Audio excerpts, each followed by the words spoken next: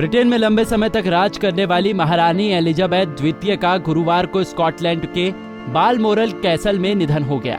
वो 96 वर्ष की थी। 1952 में अपने पिता जॉर्ज छठवीं की मौत के बाद महारानी बनने वाली एलिजाबेथ द्वितीय ने 70 साल तक शासन किया। उनके निधन के साथ ही ब्रिटेन के इतिहास में किसी शासक के सबसे लंबे समय तक किए गए शासन का अंत हो गया है। खास बात यह है कि एलिजाबेथ सिर्फ ब्रिटेन ही नहीं बल्कि 15 देशों की महारानी थी। इन्हें कॉमनवेल्थ रिल्म के रूप में जाना जाता है।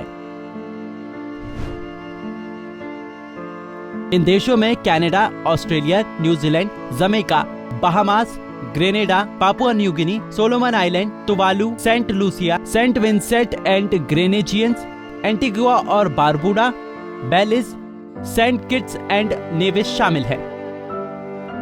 ये सभी कॉमनवेल्थ देश हैं। कॉमनवेल्थ 54 देशों का संगठन है जो कभी ब्रिटेन के उपनिवेश हुआ करता था। हालांकि इन देशों में महारानी राज्य की मुखिया मानी जाती थी, न कि सरकार की, इसलिए वे सीधे शासन में शामिल नहीं रही। उनकी भूमिका काफी हद तक प्रतीकात्मक थी। आपको बता दें कि 21 अप्रैल 1926 को जन्मी एलिजाबेथ द्वितीय एकमात्र महारानी थी जो एक से अधिक देशों की भी रानी थी। हालांकि वे सीधे तौर पर यूके से जुड़ी थी, जहां उनका शाही परिवार रहता है। जब 1952 में एलिजाबेथ अपने पिता जॉर्ज छठवीं की मौत के बाद अब रानी बनी थी, तो उस समय वो UK, Canada, Australia, south Africa, New Zealand समेत 32 देशों की रानी थी। एलिजाबेथ अपने अधीन आने वाले इन देशों में सशस्त्र बलों की कमांडर इन चीफ भी थी, लेकिन बाद में कुल 17 देश या तो गणतंत्र बन गए या किसी दूसरे शाही परिवार के शासन के अधीन चले गए। बारबाडोस एलिजाबेथ द्वितीय को अपने राष्ट्र के प्रमुख के रूप में त्यागने वाला आखिरी देश था। नवंबर 2021 में बारबाडोस ने खुद को एक नया गणतंत्र घोषित किया था।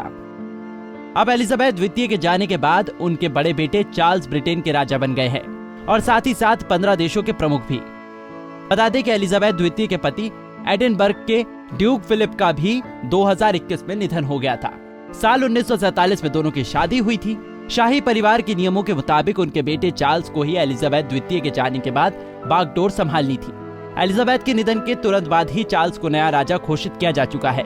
जानकारी के अनुसार लंदन के सेंट जेम्स पैलेस में वरिष्ठ सांसदों, सिविल सर्वेंट्स, मेयर के बीच औपचारिक तौर पर चार्ल्स को राजा बना दिया जाएगा।